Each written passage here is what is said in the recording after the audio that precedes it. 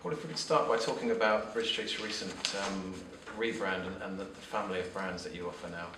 Could you talk us through those? Sure, yes. Well, this year, George, we've launched 6 brands for the sector, ranging from the 6-star uber luxury right down to a sort of, high quality budget offering. At the top end we have Exclusive by Bridge Street, which is a celebrity style, very high quality apartments, geared very much for the Indian, Middle East, Far East markets. We have Residences by Bridge Street, which we already operate here in London and also in the US, in Chicago and New York, which is a 5-star experience. We have Apart Hotels by Bridge Street, which is something we actually launched last year, and we have pipeline sites at the moment for that. That gives the quality and feel of our serviced apartments, but with a more localized hotel feeling, and service levels come with that. We have Living by Bridge Street, which is our 4-star brand and probably the core part of our portfolio. It's very well appointed, good locations, quite relaxed environments, but with good service levels too that you'd expect in similar form in a hotel. Places, which is a sort of no frills, slightly less centrally located, and service levels are lower in that in terms of regularity of cleaning, etc. And then Studio, which is a concept brand, which we're already now talking about pipeline sites. Which is a real sort of low-cost option for the corporate traveller, and we think really appeals to the corporate entry level, the tech market, but also potentially works as a transient business, as a much smaller apartment space. And what are we talking about in terms of numbers of units in your pipeline at the moment? In the pipeline at the moment, in India, for example, we've got 2,000 apartments in the pipeline, which are across the brands. About a third of which are currently coming out of the ground. Here in Europe, we're probably looking at a pipeline of circa 700 apartments, and constantly looking at more each day. Of those, probably 350 or so are likely to be in the Apart Hotels brand. Okay.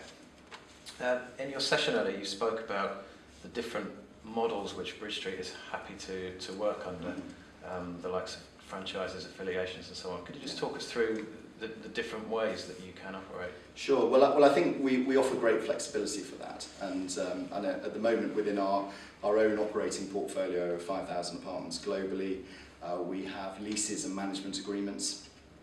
We have franchise agreements in India, which we've signed, and then this year we now have an affiliate model in Europe. So leases, very traditional, institutional friendly, long terms, depending on the relevant market that we're in. We try and understand what the investor perspective is in that market, and gear our terms accordingly. Management agreements, very akin to a hotel management agreement in terms of make-up and fees, etc. And we operate those at the moment. We operate them in London, up in Manchester, here in the UK. The franchise is, we think, a model potentially for outside of Europe at the moment, albeit we're open to discussions where people feel that they want to take on the full branding. But where they don't, we then have the affiliate model, and this allows a company and a brand who have built up their brand over time and want to retain that identity to affiliate with us as a Bridge Street hospitality experience, where we can bring the knowledge and know-how and expertise of operation as an operator, but equally as a leading distributor in the space, bring our sales effort and client demand to markets, and we very much then treat that market as one of our own. And a more general question now. How do you gauge the potential of the sector in Europe over the next few years? I mean, we're starting from a fairly low base in terms of customer awareness, but that is changing. Yeah. How big do you think the sector can get in Europe in terms of a percentage of hotel beds being given over to the serviced apartment sector? What's interesting actually is to whether that would lead to a reduction in the hotel beds necessarily, albeit if you look at the hotel sector where brands have got stronger and are still somewhat behind here in Europe in terms of percentage terms, to say the US, there's still that wide market of independent, unbranded, probably underinvested hotel stock.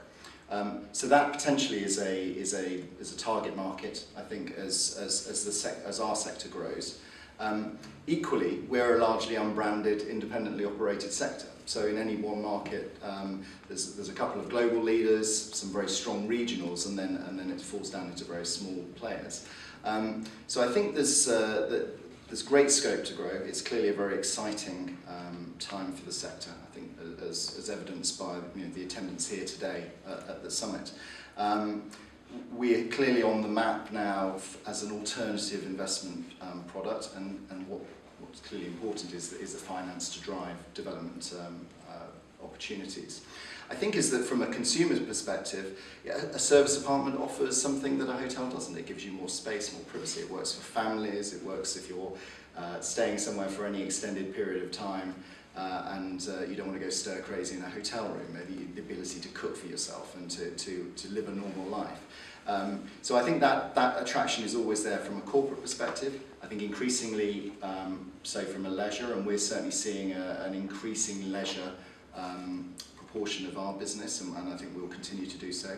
And clearly our brands will drive that. I think what we hope is that others will follow us into branding their products. I think the more that happens, the more demand will then drive from the general public and from the corporate market. Certainly it's already there.